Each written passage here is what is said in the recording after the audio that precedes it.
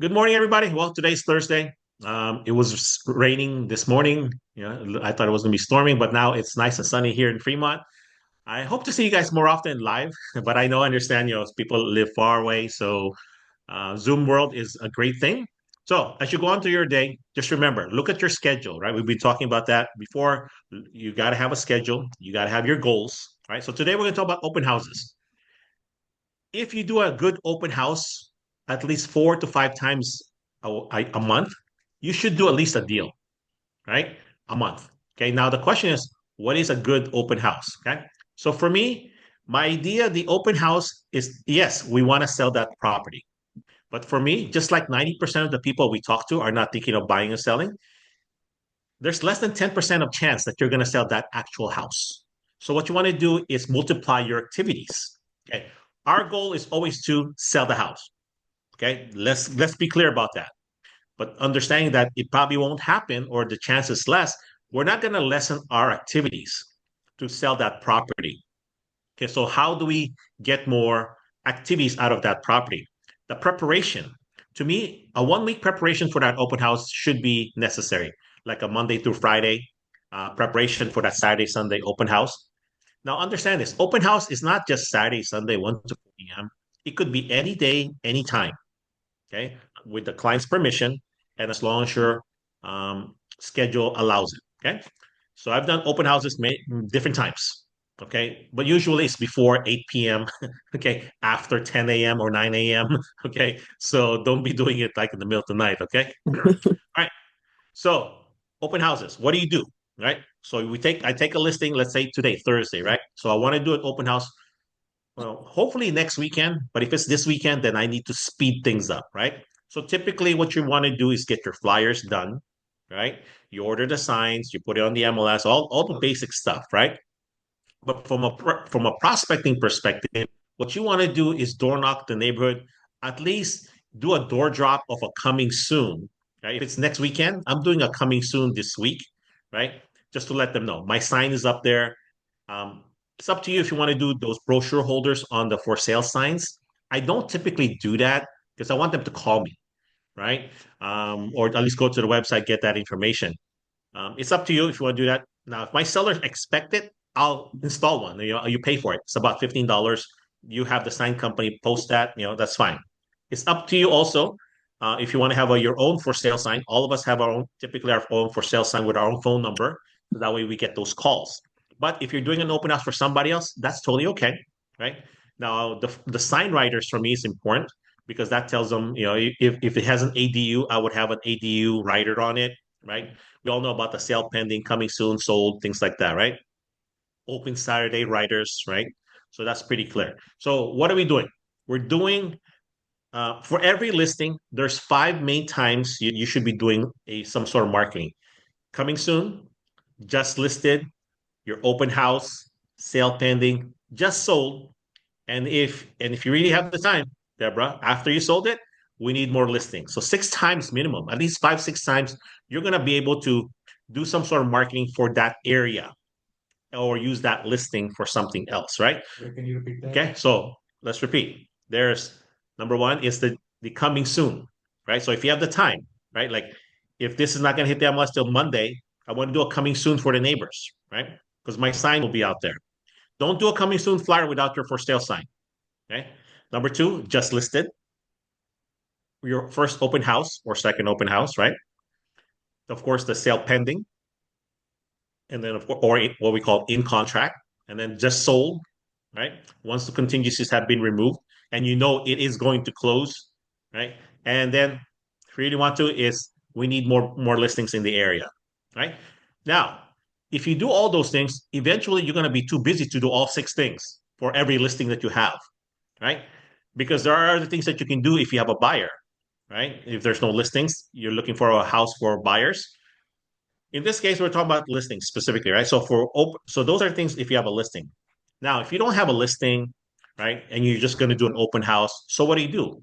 Well, you prep your flyer, right? And your flyer cannot be just about, so the listing agent probably has their own flyer ready, so you can use that. See, when I sometimes will do an open house for an agent, right? Because it's a listing, I want to do an open house at, right? It's not because someone says, "Hey, Greg, are you busy this weekend? You want to do an open house for me?" I pick the open house, not the listing agent.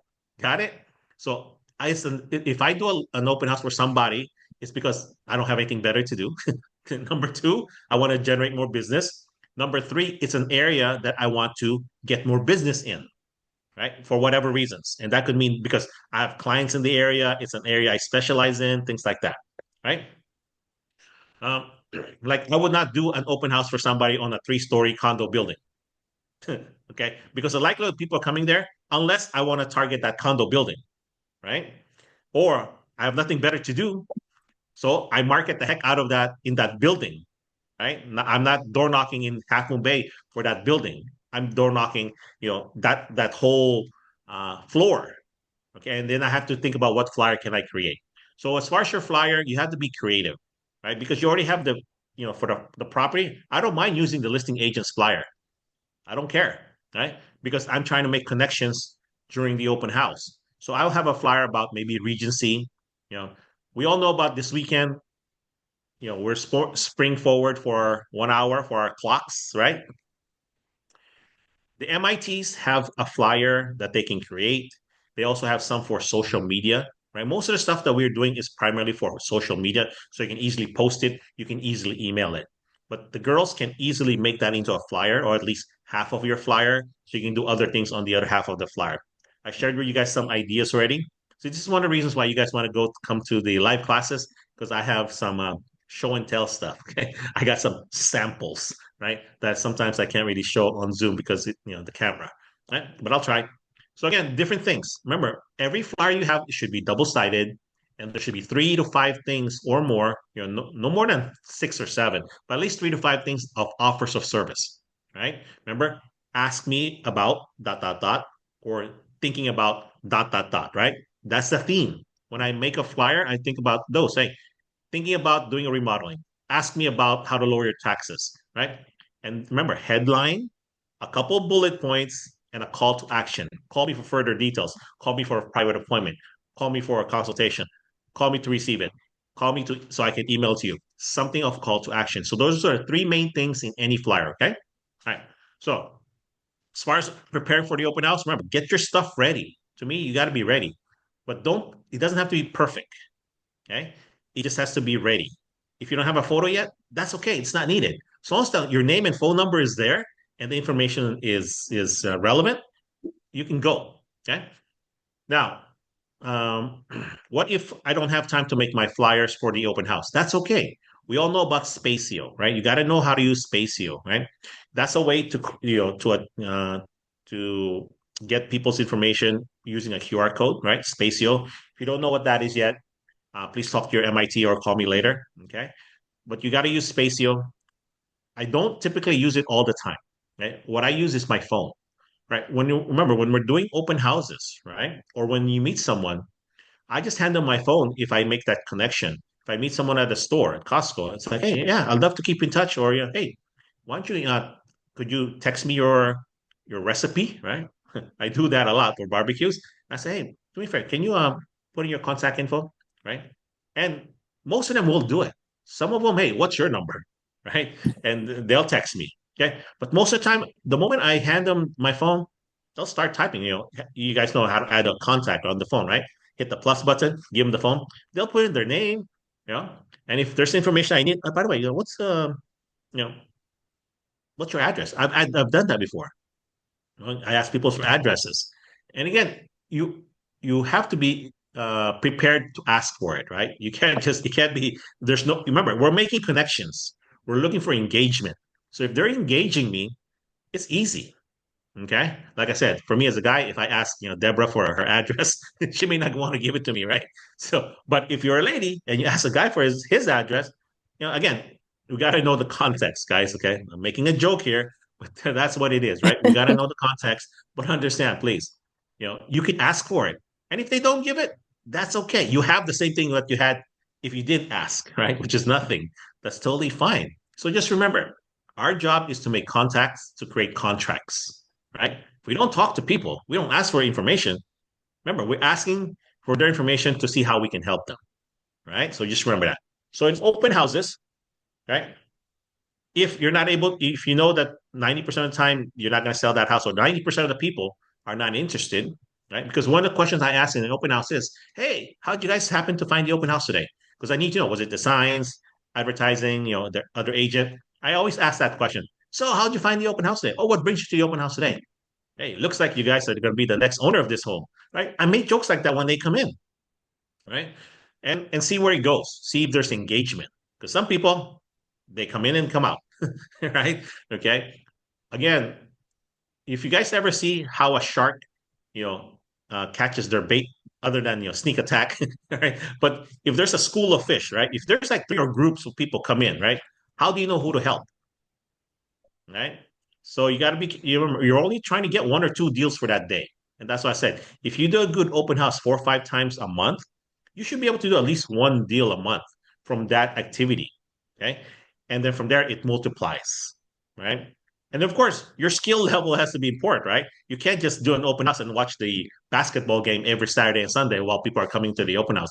You have to engage them, and then you have to do lead follow up after, and then you have to be good at the appointment. You got to be able to handle their questions, right? And then find them the house or sell them that, list their house.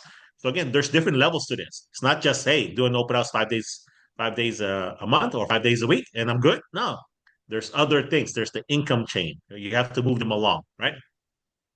So, so we've done this. So here's the thing: open house signs. Where do you put the signs? To me, I put the signs as closest to the property as possible.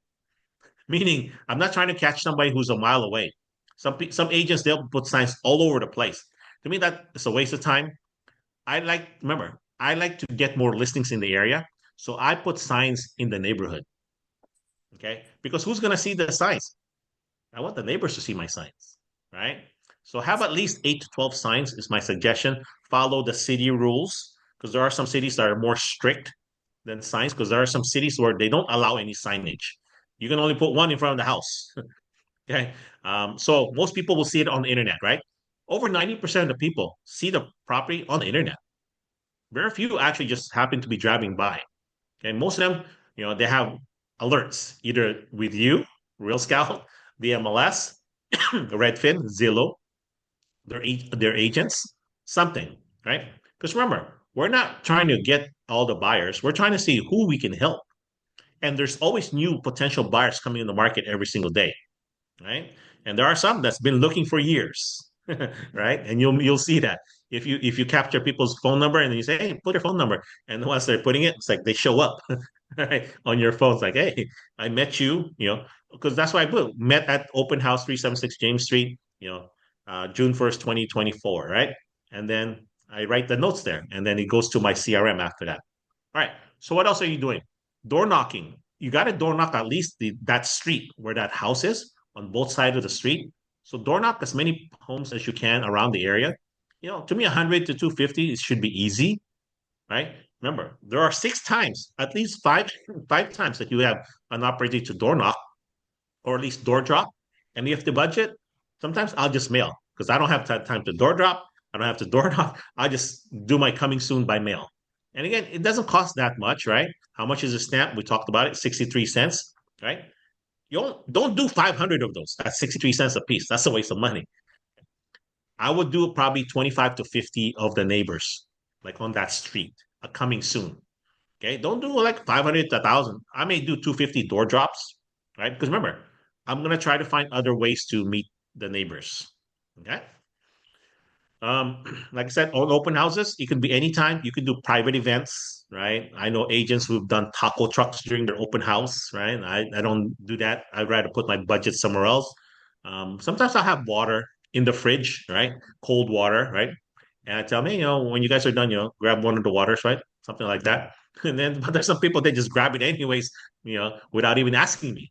And some people are rude, right? But that's okay, right? That's okay. Now, on your water, what does your water bottle say? Anybody? Does it say Arrowhead, Kirkland? What does it say? Anyone? Anyone drink water? Bottled water? Most of the time it's Kirkland. Right? Yeah, whatever it is, right? To me, it says Intero, Greg Nasol. I make my own label. You can pay, there are different companies, forprint.com, Vistaprint.com. They will make labels for water bottles. Okay. Um, it's around 10 to 15 cents each, depending on your volume. Or if you know Avery labels, if you know how to do Avery labels, you can just order that and and print it yourself at home, right? But those tend to typically not be waterproof.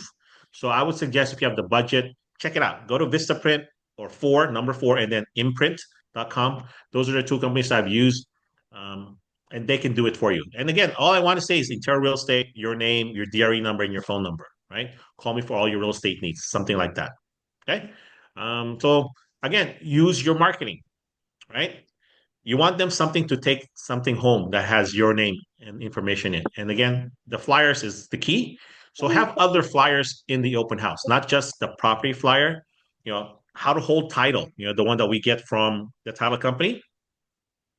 You can recreate that so that way the title company information is not there. Okay. You know, does that make sense? Okay. So you get the flyer from the title company, it has their information in it. What you want to do is take out their information and put your information in. The girls, the MITs can help you do that, or you can do it yourself using Publisher, Canva, something like that, right? So again, if you don't have time, just have the title company stuff there. That's okay. They're gonna know where they're gonna get it, where they got it from. Okay. And some title companies will even, leave the back blank, right? So their information is only in the front.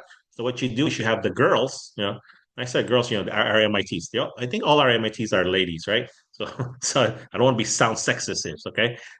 So the back will be black usually, and usually I ask our MITs, can you guys print one of my flyers here in the back? And they use the same paper and they just print it. All right, never have a flyer that's blank on one side. You got to always put something there. I don't care if it's black and white, but at least the color. I mean, we have access to that. MITs will do that for you. Okay. Any questions on that? Any questions on the preparation for the open house? We're good. Questions? Yeah, no, I was like, I Okay. wanted to get more information about this title flyer. So I haven't seen one, so probably would like to. Yeah, tomorrow we'll talk more about that. Okay. So, um, okay. So again, engagement in the open house to me is what I'm looking for, right? So we talk about, hey, how do you guys find the open house? Hey, it looks like, you guys are going to be the next owner. Hey, are you guys just curious or are you guys serious about buying, right? Curious or serious, right? You make jokes, you make fun, right? Um, and then see where their engagement. And some of them are very serious. You gotta, break the ice somehow. Now, how do I get, so I usually let them through. I rarely follow people around the open house, right? And I say, hey, why don't you come back and I'll share some more information. We can talk about further if you want the disclosure package, things like that, right? And then when they come back, I say, hey, so what do you think about the house? What do you guys like? What do you guys don't like? What's going on? How long you been looking, right? All the basic questions, right? You guys have the script books. Find the questions. If you don't know the questions, remember who, what, where, when, how, and why. I'm trying to get to know them, who they are, how long they've been looking. And again, at the end of the day, I'm going to say, hey, I'd love to be able to help you further. Would you like further assistance from me? Would you like to hire me as your buyer agent? Right? Of course, I would have asked them in the beginning, right? How'd you find out about the house? Do you have a buyer agent? An exclusive buyer agent, right? So that way later on, I know what other questions to ask, right? Okay. And sometimes you lose track on who you spoke to, right? If there's multiple people, right? That's okay. You can repeat your question, right? So don't mind that. Again, how do I get the information? I usually say, hey, would you like me to send you the disclosure package? Right? Get there, and that's when I typically hand them my phone. Or if it's really busy, I said, do me a favor, can you scan this QR code? And there's some questions there, and put in your information. Okay. Remember, if you're using Spacio, you can set it up to where you can set up your own questions. Okay, and you can actually, if you know Highnote, right? Because there's 5 tech tools that I want you to know: Highnote, Spacio, Real Scout, the Interior Design Studio, and what's the other one? Not Rev. I forget which one it is, but there's 5 main ones that you should know. Okay, so Highnote, Real Scout, the Design Studio, Spacio. Yeah, I'll tell you guys tomorrow what the fifth one is, but pick the 5. Okay, but those are the 4 so far. So just remember, you ask them, would you like my help? Would you like to receive the disclosure package? And sometimes at the very end, if they still not engaging, hey, would you be curious to know what this property sells for? So that way you're more educated on the offers that you make on the next house. Yeah, I'm curious. Yeah, what's your number? Right, put in your information. Right. So again, disclosure package. Would you like to receive more information? Anything you're curious about? Would you be curious about how much it sells for so you're more prepared for your next offer? And again, they could be saying, "Oh, I have my own agent." I'm gonna test that to see if they how good their agent is. If it's an agent I've never heard of, and I say, "Hey, how'd you happen to pick that agent?" Right? That's one of the questions I ask. How'd you happen to pick that agent? Right? Or how do you know so and so? Right? And see where it goes. I'm testing. Right? Remember? I'm going to see if there's a real boyfriend. Right. So that's what we're trying to do. Remember, we're not trying to marry them. We're just trying to see if we can go out on a date. Right. That's all we're doing. Hey, I'd love to meet with you. Come to my office. Let me show you how to buy a house here in the Bay Area, what it takes to become a successful homeowner here in the Bay Area or the Tri Cities, the Tri Valley. Use your own words. Hey, let me show you how you can actually achieve home ownership sooner than later. Right. So again, there's where do you get these words? Come to my class. Right? They're not in any books, right? It's just I've learned this. I probably heard it somewhere, or I came up with it, right? And you guys will come up with your own script. Okay, your own script might be better than mine. Totally good. I might, have to, not necessarily plagiarize it, but might use it on my own, right? It's like, hey, I like those words. Let me use that, right? Right. So again, you figure out how we're going to interact, right? As if you're a newer agent, you may want to shadow some agents, right? Or go visit other open houses. You can be a secret shopper. There's no law that says you have to identify yourself as a realtor. So you could be a secret agent. I've done it, right? Most of the time, if it's out of the area, right? And but sometimes, hey, it's good to be known as a realtor, right? Because so you can get referrals, maybe, right? But if you just want to become a secret agent and spy on other agents, including me, right? Some of you guys I've never met, so you can come to my open house and like, who are you, and see what I do, right? Um, Again, make it fun, right? So you know how to interact, you know how to close, and then from there, it's the lead follow-up system, right? You set them up on Real Scout for listing alerts. From time to time, you put them on they're getting your newsletter, right? The longest time, I've shared this before, for me, when I met someone, it took him almost 7 years because he had to work on his credit and it took him a while because he kept, you know, spending his money where he shouldn't have been. But it's okay. I kept in touch, right? Now that person, I wasn't mailing every month. Okay, it was on a quarterly mailer. That's how I said it. I'll share you guys some ideas tomorrow on what you're doing. How often should you mail to somebody and who you should mail to? Yeah, I was just mailing them quarterly, and then of course the quarterly call. We didn't have email back then, right? We had listing alert, so that's what they were getting. We didn't have Altos back then, the market stats. But again, it was a quarterly call, quarterly mail out to that person, and kept in touch. How's everything? Hey, did you remember? I have notes on our conversation, so when I ask them, hey, how's that going? Did you pay off your car? How's your job? And then one day he called me like in between our quarterly calls. He called me and said, "Hey, my stocks, went up." That's what happened. He found his down payment, right? But he worked on his credit and all that, and yeah, it was his stocks that hit, back in I think around the late 90s. I'm like, oh, okay, right.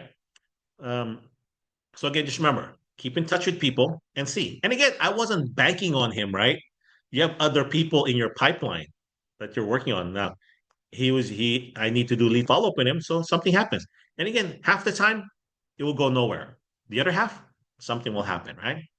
Now I'm not saying, how much did I spend on him? A couple of dollars, on those mailers because it wasn't the newsletter, it was just a quarterly postcard. Okay. So it's cheaper to mail, right? So again, there's different marketing stuff that I've done that I'll share more tomorrow. Okay. All right. So hopefully I'll see you guys at Regency at 11 or between 11 and 12:30ish. Okay. And learn more about Regency. If you can't make it to the Regency, um, you know, check out their website, read up more information about it, and then maybe next quarter come to the factory. And if you're in Fremont at all, just stop by the factory anytime. You can talk to Matt.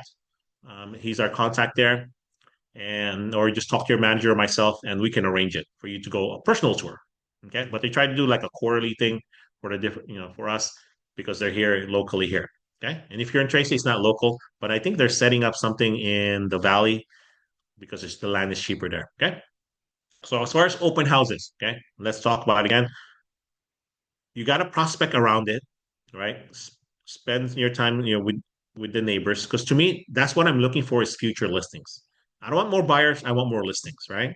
Okay, but I'm not turning them away. Yeah. Second, make sure you are engaging during the open house, right? And if no one is coming, right, do some learning. Bring your scripts. Listen to something audio. Watch something about real estate on YouTube, right? Something like that. And again, here's the thing: open houses to me, it's a way for the public to find me. It's a way for me to meet the public. So if you don't have any listings, and there's an agent here who said, "Hey, can you do an open house?" Remember, I picked the open house, right? So I need to know that I can take advantage of this property. Meaning, I can create a flyer to market around the area. The listing is not, it's easy to find. They don't need to go through three security gates. There's a gate in the front, and then there's a gate to the complex, and then there's a gate to the building. Okay, don't make it difficult. So it has to be easy for them to find. Okay, and I'm not necessarily saying that on a busy street. Okay, something where I know people would want to see it. I know I can market the property to other places, and it's an area I want to do business in. Like I'm not going to do an open house in Sacramento, right? If you're in Fremont, be careful about doing one in Danville unless you want to market in Danville for the next 3 to 6 months. See, my idea is don't do anything unless you're ready to spend time and money for at least a year, 6 to 12 months minimum. Because if you're just going to do an open house for in a certain area and do nothing else, to me that could be a waste of time because you're not able to market around it, you're not able to market for it, okay? And because you're not doing that, you're not going to spend time. You're going to go into another area, right? Then to me, that's kind of difficult, right? You need to establish something somewhere, right? So if you are going to do the Danville and you live in Fremont, that's 30, 45 minute drive one way. Do multiple activities in Danville, right? Door knock the neighborhood, preview homes. So if you're going to do an open house, preview the current active listings. Learn the market as if you're going on a listing appointment. Check out what the pending listings are. Drive by some of the sold, see how the houses look like. Call the listing agents and see what kind of activities they're getting, right? Because when people call you, say, how's the market? You got to have an answer, right? When they say, hey, I'm looking for this type of property, do you guys have any other inventory? Yes, we actually have other. So have a list of other properties in the area. I usually print out like all the listings in that city or at least that zip code. I need to know about 10 to 25 properties. Okay. So you want to do your research. Okay. As a listing agent, you probably have done these, but if you're just doing it for somebody, you got to do the work. You got to sound knowledgeable. Where are the schools? Right? Does the city have issues with schools? Can you cross, like say if a property has bad schools, right? Everyone wants to know about scores, right? So you got to know that information, or at least where to point them to. Okay. And like in Livermore, I had a listing. It wasn't in a good school district technically, but because Livermore has a school of choice where they're not totally impacted like Fremont, right? You can go anywhere, right? So you have a choice of two high schools. You can go to the good one. You don't have to go to the bad one. The bad one's closer, but you can drive your kids to the better one. Okay, so things like that. So again, know some basic information. Where are shopping, things like that. Most of the time, like I said, people know more than you, right, about an area, especially if you don't live in the area. Okay, so you do some research, like I did, for Livermore. I think that's, I sold them the home a couple years ago, but as far as how many homes have I sold in Livermore? Probably once every 3 to 5 years. Okay. But I go there, I drive by it, every time we go towards like LA or something, there's a stopover where we do, there's an in and out there, stop by Livermore every so often. So I get to know what's going on there. Like for this listing though, I need to find out because there was concern about the railroad track. So I need to research how often do they come? Who uses that track? right? And because it's by ACE, I had the schedule of ACE train. Does anybody know what ACE stand for? Pop quiz for tomorrow. What does ACE train? Like you guys probably know what BART means, right? Okay, but what does ACE mean on the ACE train, right? There's several iteration that people always tell me. I said, no, no, no, no, no, you're close. No, that's not it. Okay. Some people says, different things. So tomorrow I'd like to pop quiz you guys, right? See what you guys think about. So other than that, any specific questions about open houses that I can answer for you? We need to head out to Regency. So anything specific? Open houses? Okay. As far as door knocking materials, Eugenio asked me about that yesterday, right? I have these door knockers. I don't know if you guys can see it, right? Talk to your home warranty rep if you don't have one, right? Let me know. I'll connect you guys. Okay, like I connected Eugenio with Liz Salcedo, with First American Home Warranty. So this is for Fidelity. So again, I usually staple my flyer here and then I hang it on the door. You can have your own door hangers, but it's expensive. So I use the free stuff I get from our affiliates, right? And this way, it's a home warranty because they're allowed to provide that to us. And then I just staple out my flyer so that way I can hang it on people's doors instead of just putting my flyers on the floor or something. Okay. So any questions, please reach out to me. Tomorrow's class will be longer. I'm not sure if I'm going to start it at 9. And again, the recording will be posted this weekend for the past 2 weeks. So if you somehow come late or can't come tomorrow, it'll be posted so you guys can rewatch it and rewatch it and rewatch it as much as possible. Tomorrow we're going to talk about the lead follow-up. Although what I will do is summarize what we've learned this week from the from the door knocking, from contacting COIs, and today open houses. Remember, everything we do revolve around all these things. Okay, because eventually we're going to meet them. Right? I've met people at open houses. I keep in touch, send them mailers, and then they see me at the store, and like, hi Greg. I'm like, who's this person? Right? They know me. That was my goal, right? And they'll tell me, hey, we're almost ready to buy a house. Hey, do me a favor. Um, what's your number? I'll ask them. I just got a new phone, right? I do. I get a new phone every year, right? I just got a new phone.